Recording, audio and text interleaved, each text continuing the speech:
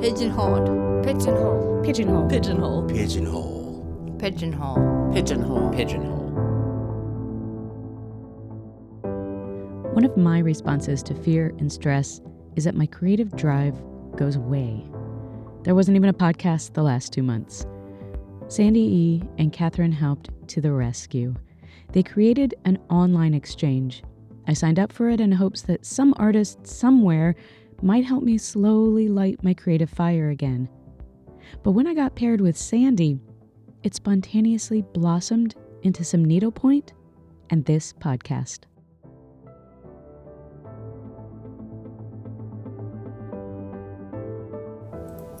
It started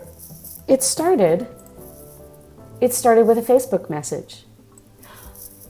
You messaged me with 5 exclamation points and asked if I wanted virtual care, that you were facilitating an online care exchange. It is Disability Culture, CRIP, and Ally Care Exchange, CACE, for CRIP Ally Care Exchange.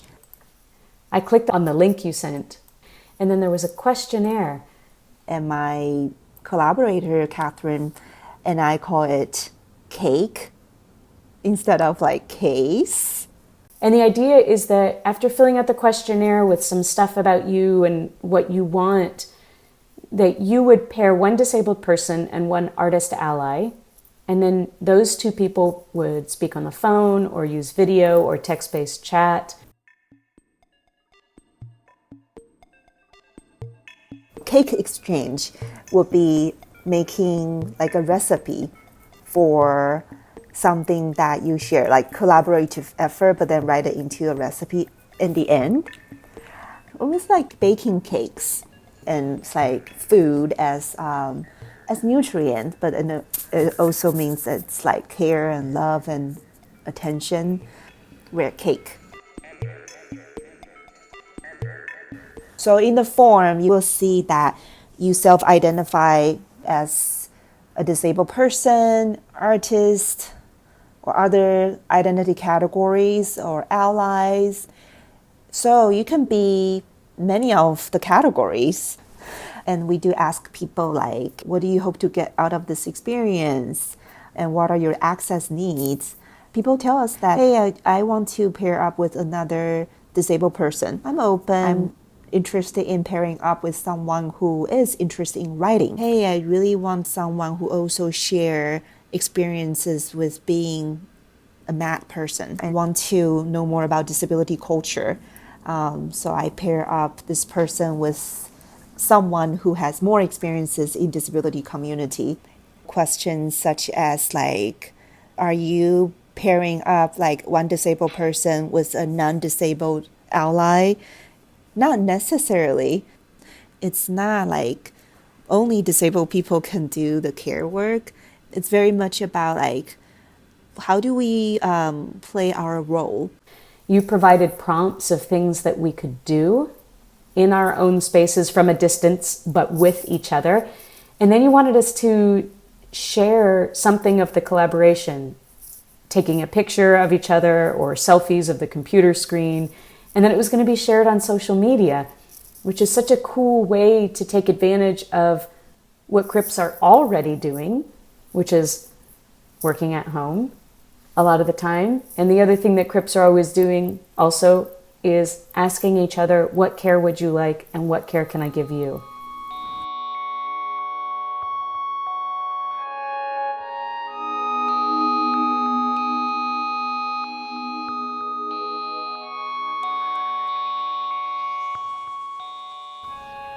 CRIP, family, siblings, connections, culture. Ally, providing space. Entering into disability culture, support, care, being attentive, holding a space.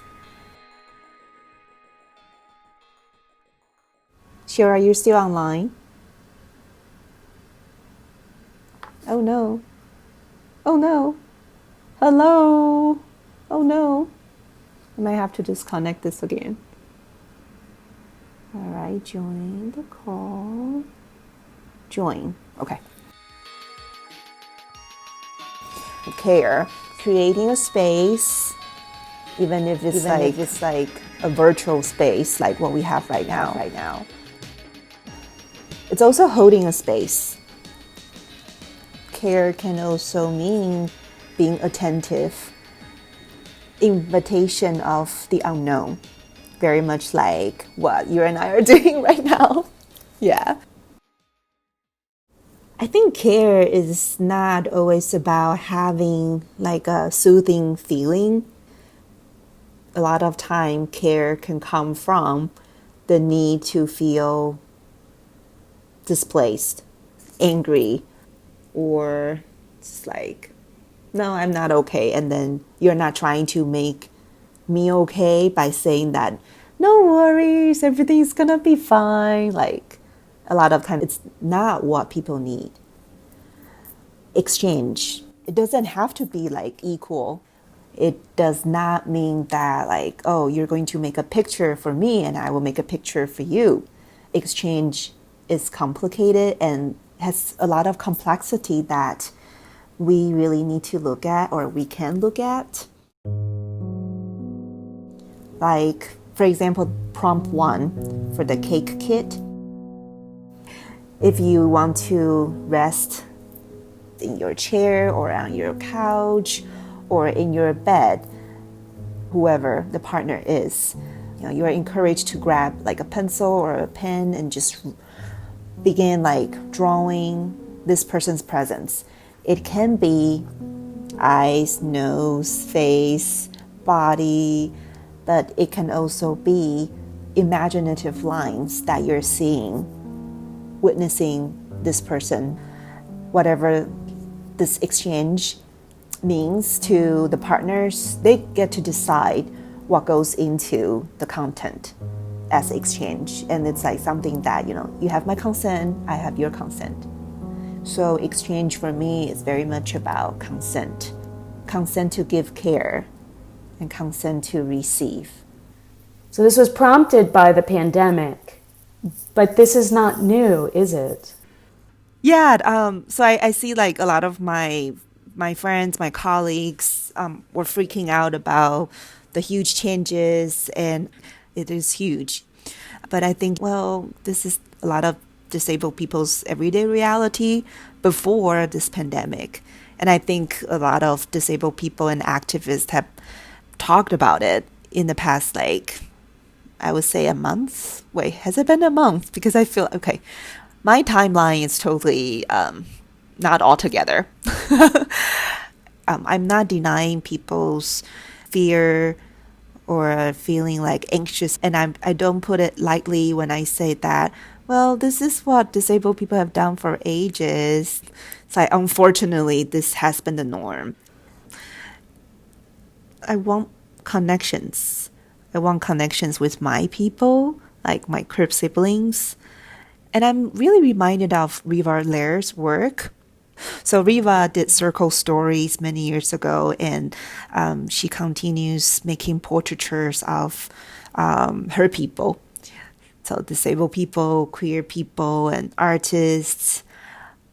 I have been thinking a lot about, what do disabled people look like right now? Especially when we are all like sheltered in place. And hopefully everyone is doing it correctly. How do we share to each other among CRIPs that this is what disability looks like? Which is also a project that Bethany Stevens did. This is what disability looks like, where she asked people to take pictures of themselves or having pictures taken and really show like, hey, this is me, this is what I look like, and I am a disabled person. I am a disabled person of color, and I'm queer. And so I was Sins Invalid's artist in residence a couple years ago, or many years ago, working with other disabled artists during the residency, and also I interned for Sins Invalid for one summer. It gave me a lot of like long-lasting energy to do the care work, to build connections. And I feel that the work that many people have done, like Alice Wong, Patty Byrne, and Leroy, and Mia Mingus, these people's work is how we can begin collecting crib styles. Disability and crib, it's like they're styles, and care can come from various styles and approaches. Definitely, I open to other definitions of what care looks like, especially during pandemic, such as what we are going through right now.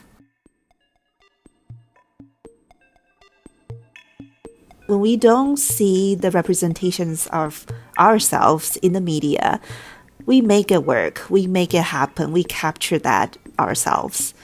It's about how to carry our heritage, disability, culture, crib culture. It is a heritage that I want to preserve and conserve. That's the basic background, the idea behind this project.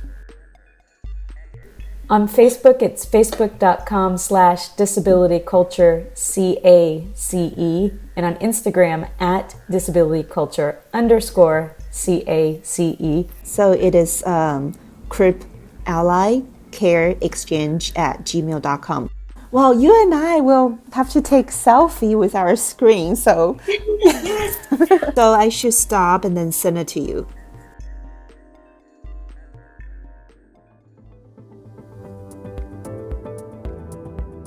Every episode is transcribed. Links, guest info, and transcripts are all at whoamiitostopit.com, my disability arts blog.